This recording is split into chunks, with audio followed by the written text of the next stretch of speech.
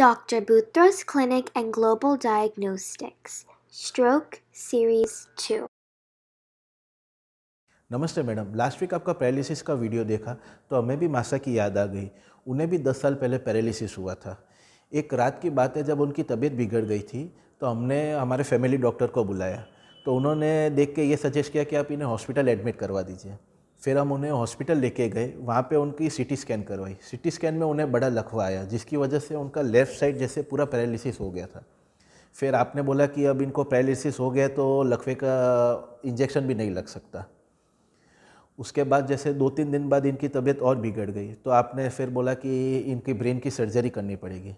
लेकिन हम बहुत घबरा गए थे, इसलिए हमने मना कर दिया कि हमें सर्जरी नहीं करवानी। उसके बाद वो कोमा में चले गए थे और 2 से 3 हफ्तों के लिए कोमा में थे।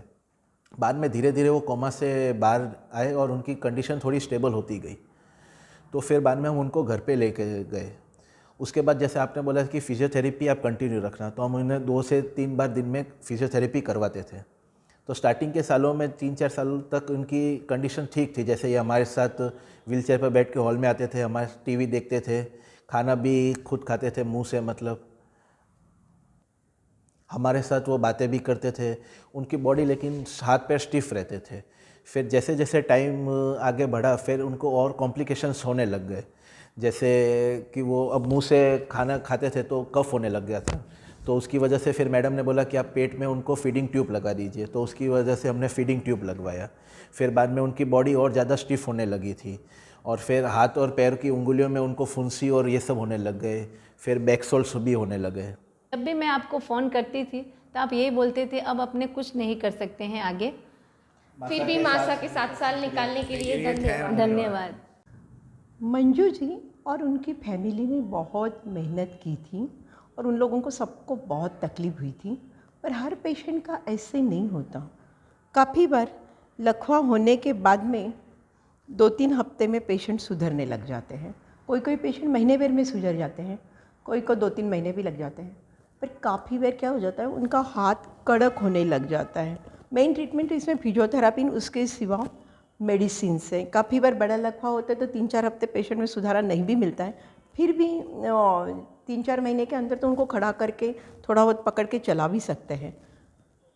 लकवा होने के बाद में जो प्रॉब्लम आती है, उसमें एक जो प्रॉब्लम होता है, लकवा वाले के आपने हाथ देखा होगा, उनका हाथ ऐसे कड़क रहता है, पैर भी उसी ढंग से नीचे ऐसे गया हुआ रहता है।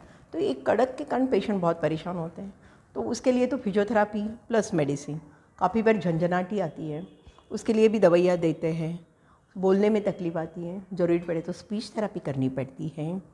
और उनको डिफ़िकल्टी इन फाइन मूवमेंट्स, समझो राइट साइड का लकवा हुआ है, सुधारा तो काफ़ी अच्छे से हो गया, पर उसको लिखने में तकलीफ़ आती है। ऐसे पेशेंट को हम क्या बोलते हैं कि भैया लेफ़्ट साइड से लिखना शुरू करो और दोनों साइड से लिखो, शायद तुम्हारे को दोनों साइड से आ जाएगा, पर तुम तुम्हारी नौकरी पे काम पे जा पाओगे।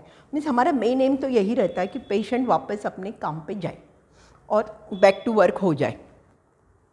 तो उसके सिवा का रिहेबिलिटेशन, यानी पेशेंट को वापस काम पे ले जाना है।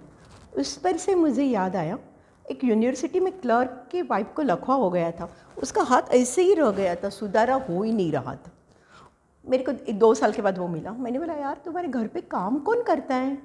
उसने बोला काम तो मेरी वाइफ ही करती है। मैं कि कैसे? उसका हाथ तो ऐसे ही था ना, इतना कड़क हो गया था।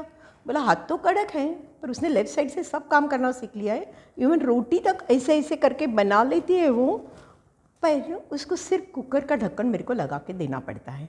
So this is rehabilitation. आपको बैक टू वर्क जाना है, अलग अलग ढंग ट्रिक्स सीख के ही जाना है, ये मेन ट्रीटमेंट है। अब दूसरा, काफ़ी बार जो लकवा हो जाता है, गले का लकवा हो गया। गले का लकवा हो गया तो खाना कैसे खाओगे? नाक में ट्यूब डालनी पड़ती है। ये देखो यहाँ पे एक ट्यूब डाली हुई है नाक में, और उसमें से फीडिंग कर रहे हैं। 2-3 हफ्ते 4 हफ्ते तो 6 हफ्ते तक शायद अपने लोग ये ट्यूब से चला देते हैं। पर काफ़ी बार पेशेंट को बहुत लंबे टाइम तक ट्यूब से पिलाना हो तो कभी ट्यूब थोड़ी बाहर निकल जाती है, खांसी आने लग जाती है, निमोनिया होना, मुंह में भी इन्फेक्शन होना, बहुत सारी प्रॉब्लम हो जाती। ऐसे पेशेंट को अगर बहुत साल तक ट्यूब की ज़रूरत हो, तो हम लोग बहुत दिनों तक ट्यूब की ज़रूरत हो तो हम लोग उनको बोलते हैं कि पेट के अंदर पेग डला लो, यानी पेट के अंदर फीडिंग ट्यूब डालते हैं और उसमें से डायरेक्ट फीडिंग करते हैं तो उसके कारण पेशेंट की न्यूट्रिशन मेंटेन होती है। समझो लंबे टाइम भी पेशेंट सुधरने वाला है तो उसको अच्छी न्यूट्रिशन तो चाहिए। न्यूट्रिशन अच्छी नहीं होगी तो पेशेंट सुधरेगा कैसे? इसलिए फीडिंग बहुत इम्पॉर्टेंट है। आरटी फीडिंग नहीं होगा तो पेग फीडिंग। दूसरे प्रॉब्लम, पेशेंट सुधर नहीं रहा है, समझो 2-3 हफ्ते से खाटले में है, खास करके जेंट्स पेशेंट है, तो उन लोगों को पेशाब करने में बहुत दिक्कत होती है क्योंकि वो लेट के पेशाब करते हैं। प्रोस्टेट विस्टेट का भी प्रॉब्लम काफ़ी बार लकवा की उम्र में हो जाता है, डायबिटिक भी हो जाता है। तो ऐसे पेशेंट में काफ़ी बार इन्फेक्शन होने के चांसेस बढ़ जाते हैं। अगर पेशाब अटका हो तो उनको नली डालनी पड़ती है। कैथेटर के साथ भी इन्फेक्शन के प्रॉब्लम बढ़ जाते हैं। आप सोचोगे कि ऐसे चलो डायपर लगा दे, डायपर लगा दो, नीचे से क्लीनलीनेस नहीं रखा तो भी इन्फेक्शन हो जाते हैं। ये लकवा वाले पेशेंट ऐसे ही खाटले में पड़ा हुआ है तो उसको गैस, कब्जा, ये सब प्रॉब्लम काफ़ी बार होते रहते हैं और इसके कारण भी उनके यूरिन के इन्फेक्शन बढ़ने के चांसेस बढ़ जाते हैं।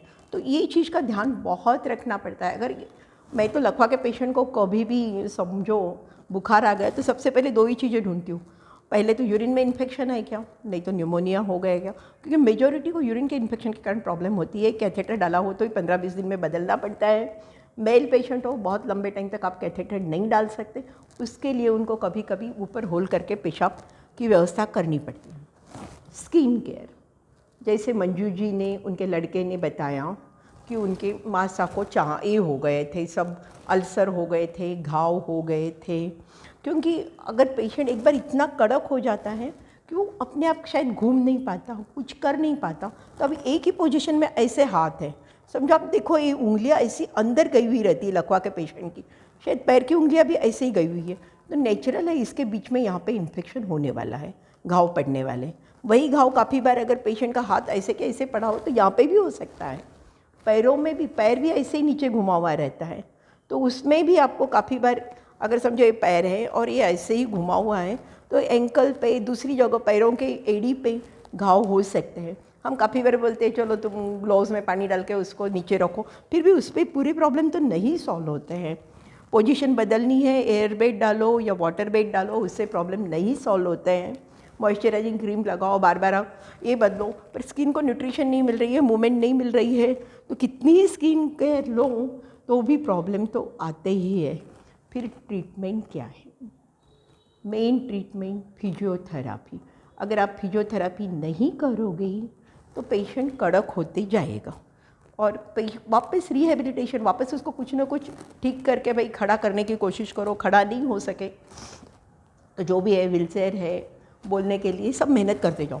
पर अब ये जो बहुत पुराने पेशेंट हो जाते हैं, नहीं सुधारा होते हैं, उनके 3 प्रॉब्लम होते हैं। अगर बहुत बड़ा लकवा हो, जैसे यश जी ने बताया कि माँ जी को फिट्स भी आ जाती है, तो उनको फिट्स आना शुरू हो जाती है।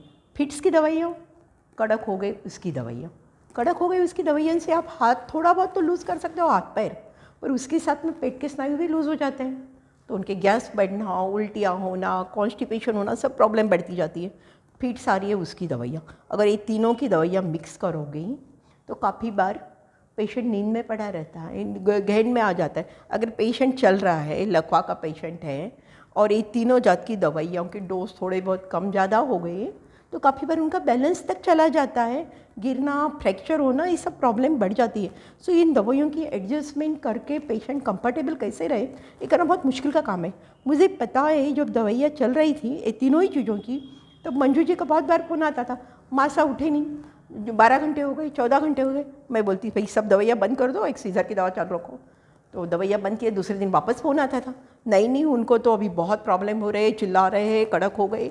इन दवाइयों के बीच में संतुलन करते करते शायद डॉक्टर और पेशेंट के रिलेटिव दोनों ही नासमझ बन जाते हैं। तो नेचुरल है, अगर ये प्रॉब्लम हो तो डिप्रेशन ने बाकी प्रॉब्लम होती है। काफ़ी बार ऐसे पेशेंट में बिहेवियरल प्रॉब्लम भी रहते हैं, रात को उठते चिल्लाते हैं और उसके लिए भी दवाइयाँ देनी पड़ती है। ये सब होने के बाद हमारे दिमाग में एक आता है, ये सब प्रॉब्लम क्या करें, लकवा रोक सके तो रोके। लकवा होने के कारण जानना इसके लिए बहुत ज़रूरी है। लकवा कैसे रोकेंगे? काफ़ी चीज़ें तो नॉन मॉडिफाइबल लिखा है, मैंने हमारे हाथ में नहीं है। एज, सेक्स, रेस, जीन्स अपने हाथ में नहीं है। उम्र बढ़ने वाली है, सेक्स का अपने हाथ में नहीं है। रेस इथनिसिटी अपने हाथ में नहीं है। पर काफ़ी बार क्या होता है, पर्टिकुलर ग्रुप है, मेरे पास एक जैन ग्रुप आता था, वो लोग बोलते थे कि हम लोग खींचा के ऊपर नमक और मिर्ची डाल के, तेल डाल के खाते हैं। अब नेचुरली अगर आप खींचा भी खा रहे हो, उसके ऊपर नमक भी मिर्ची डाल रही हो, तो बीपी बढ़ने वाला ही है। आप ये हेरिडिटरी तो नहीं बोल सकते ना, ये तो आपके हाथ में भी है। सो आपको ये दोनों ही ओर से देखना पड़ता है। जस्ट हाँ ये हमारी रेस है करके पकड़ के चलता नहीं है। अब मॉडिफाइबल रिस्क फैक्टर, उसके बारे में मैं बहुत बार बोल चुकी हूँ। Most important, diabetes, hypertension, hyperlipidaemia, चर्बी का ज़्यादा प्रमाण, उसके लिए ये तीनों ही चीज़ें कंट्रोल में रखो। उसके लिए बराबर दवाइयाँ दो, तो आपका सब ठीक से कंट्रोल रहेगा। उसके साथ में अगर लकवा का छोटा अटैक भी पहले आया है, जिसको लोग ट्रांजिएंट इस्केमिक अटैक बोलते हैं, और नहीं भी आया हो और आपको बहुत रिस्की लग रहा है, तो आपको स्टेटिन, एस्पिरिन या बाकी जो भी ज़रूरी दवाइयाँ सब लेनी पड़ेगी। लोगे समझो छोटा अटैक आया है, निकल गया, आप समझिए नसीबदार हो, आपको सूचना मिल गई है और आप दवा लोगे तो अच्छे, बाद में लकवा होगा नहीं। दवा बंद मत कीजिए। सबसे बड़ी गलती यही होती है कि पेशेंट थोड़े दिन दवा लेते हैं फिर बंद कर देते हैं, वो गलती मत कीजिए। डायबिटीज़, प्रेशर, हाइपरलिपिडीमिया के केसेस में भी रेगुलर चेकअप भी कराइए। एक बार दवा लिखा के लिए तो वो परमानेंट नहीं होती है, दवाइयाँ बदलती जाती हैं। फिर नींद का ध्यान रखिए, स्ट्रेस मत लीजिए। वॉल्यूलर हार्ट डिसीज़ हो या हाइपरकोगुलर स्टेट हो, यानी खून बहुत ज़्यादा हो, तो उसके लिए एंटीकोगुलेंट दवाइयाँ लेनी पड़ती हैं। उसके बारे में मैंने आपको बहुत बार वीडियोस बताए हुए हैं। तो ये सब चीज़ों का ध्यान रखोगे तो आप लकवा रोक सकोगे। अब लकवा अगर किसी के घर में बड़ा हो गया है तो उसके घर वालों को क्या प्रॉब्लम हो सकती है? नींद, उनकी काफ़ी बार नींद डिस्टर्ब हो जाती है। पेशेंट बार बार चिल्लाता है, कड़क हो गया, उठाना है, बिठाना है, बाजू बदलना है, उसका फ्रीडम चला जाता है। उनको नेचुरल है ये सब चीज़ें होगी तो वो पेशेंट भी स्ट्रेस में आ जाएगा, डिप्रेशन में चला जाएगा, पेशेंट के रिलेटिव भी, और उनको भी चेंज की ज़रूरत है। उसके लिए हमें एक बड़ा फैमिली सपोर्ट मिल जाता है, जैसे मंजू जी की फैमिली का है। उनके घर में ही काफ़ी लोग थे कि जो आपस में समझ के उनको ड्यूटीज़ करके मासा को संभाल लेते थे, कि उसके कारण सबको ही हेल्प मिलती थी। तो बहुत फ़ायदा हो सकता है। अपनी इंडियन जो जॉइंट फैमिली या है वो उसके लिए सबसे बड़ा बूंद है। सो लकवा रोकने के लिए आपको क्या करना है? टाइम पे खाना है, पौष्टिक खाना खाना है, कसरत रेगुलर करनी है, जो भी बीमारियां हैं उनकी दवाइयाँ लेनी है। उसके सिवा आपको ज़रूरी है तो स्टेटिन, एस्पिरिन सब लीजिए, नींद पूरी लीजिए, स्ट्रेस मत रखिए, कोई भी बीमारी नहीं होगी। Thank you.